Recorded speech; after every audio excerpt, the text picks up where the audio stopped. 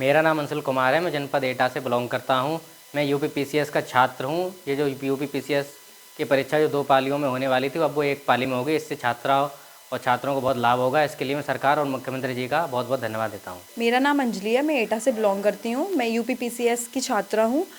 जो अभी 2 पालियों में परीक्षा होनी थी वो अब 1 पाली में होगी। मैं इस चीज़ से बहुत ज़्यादा सहमत हूँ और मैं सरकार का और माननीय मुख्यमंत्री जी का धन्यवाद करना चाहती हूँ। मेरा नाम उपासना है, मैं जनपद एटा से बिलोंग करती हूँ। यूपी पीसीएस के एग्जाम जो 2 पालियों में होते हैं वो अब 1 पाली में होंगे। इसके लिए छात्राओं को बहुत लाभ मिलेगा, इससे मैं सहमत हूँ। इसके लिए मैं माननीय मुख्यमंत्री जी और सरकार को बहुत बहुत धन्यवाद करती हूँ। मेरा नाम सोनू है, मैं एटा से बिलोंग करता हूँ। आज जो निर्णय आया है, जो 2 पाली में होने की परीक्षा वो एक पाली में हो रही हैं, उसके लिए मैं सरकार को धन्यवाद देता हूँ, मुख्यमंत्री जी को धन्यवाद देता हूँ। नमस्कार, मेरा नाम चित्रांशी है। प्रयागराज में पिछले 4 दिनों से अभ्यर्थियों का जो आंदोलन चल रहा है, मैं उनमें से एक हूँ। और हमारा यह आंदोलन आयोग के द्वारा लाई गई नई नॉर्मलाइजेशन की प्रणाली के विरोध में है। और 4 दिनों के इस आंदोलन के बाद आज आयोग से हमें सूचना प्राप्त हुई है कि माननीय मुख्यमंत्री जी के हस्तक्षेप के उपरांत पीसीएस की परीक्षा जैसे पहले कराई जाती थी, एक ही पाली में एक ही दिन में, वो कराई जा रही है। ये हमारे लिए बेहद राहत का एक मोमेंट है, एक मौका है। हालांकि हमारी जीत अभी मैं पूरी नहीं मानूंगी, क्योंकि हमारी 2 मांगे थी मुख्यतः कि पीसीएस और आरओ एआरओ दोनों ही परीक्षाओं में नॉर्मलाइजेशन की जो पद्धति इंट्रोड्यूस करने की कोशिश कर रहा है आयोग, वो हटाई जाए। हालांकि हमें पीसीएस में इस चीज़ में सफलता मिल गई है, लेकिन आरओ एआरओ के अभ्यर्थी अभी भी आंदोलनरत हैं। और जब तक उन्हें सफलता नहीं मिल जाती, जब तक हमारा ये आंदोलन सक्सेसफुल नहीं हो जाता, तब तक हम वहाँ से नहीं हटेंगे।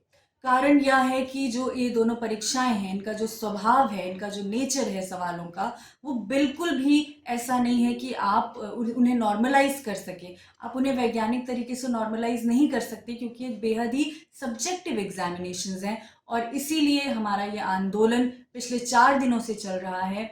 बच्चे बिना कुछ खाए पिए रात रात भर सड़कों पर हैं।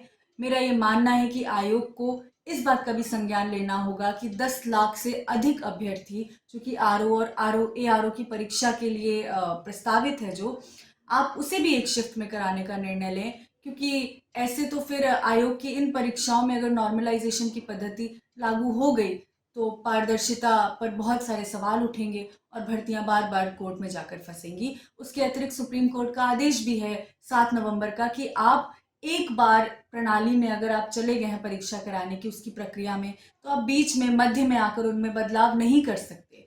तो ये एक संवैधानिक बेंच का ये फैसला है। तो मुझे लगता है कि आयोग जैसी संवैधानिक संस्था को इसका मान रखना चाहिए और अभ्यर्थियों की बात मान लेनी चाहिए। धन्यवाद। नमस्कार साथियों, जैसा कि आप सभी को मालूम हो ही चुका होगा कि यूपी पीसीएस के परीक्षा में जो नॉर्मलाइजेशन होना था और यूपी पीसीएस के परीक्षा को 2 सत्रों में कराया जाना था, 2 दिनों में कराया जाना था, उसे कैंसिल कर एक ही दिन कराए जाने के इस फैसले को, उत्तर प्रदेश लोक सेवा आयोग के इस फैसले को और आदरणीय मुख्यमंत्री जी की इस पहल को हम धन्यवाद करते हैं। और इसी तरीके से हम चाहते हैं कि यूपी आरओ एआरओ का भी एग्जाम एक ही सत्र में कराया जाए। इस तरीके से छात्रों की इस परीक्षा को लेकर शुचिता बरकरार रहेगी और छात्र मुख्यमंत्री जी के प्रति धन्यवाद के पात्र रहेंगे।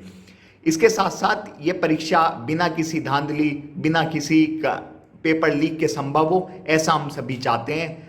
आप सभी का इस आंदोलन में आप सबने बढ़ चढ़कर भाग लिया, उसके लिए आप सभी का धन्यवाद। और आदरणीय मुख्यमंत्री जी का धन्यवाद जो उन्होंने इस तरीके का फैसला लिया और छात्रों के आंदोलन पे समर्थन दिया। धन्यवाद।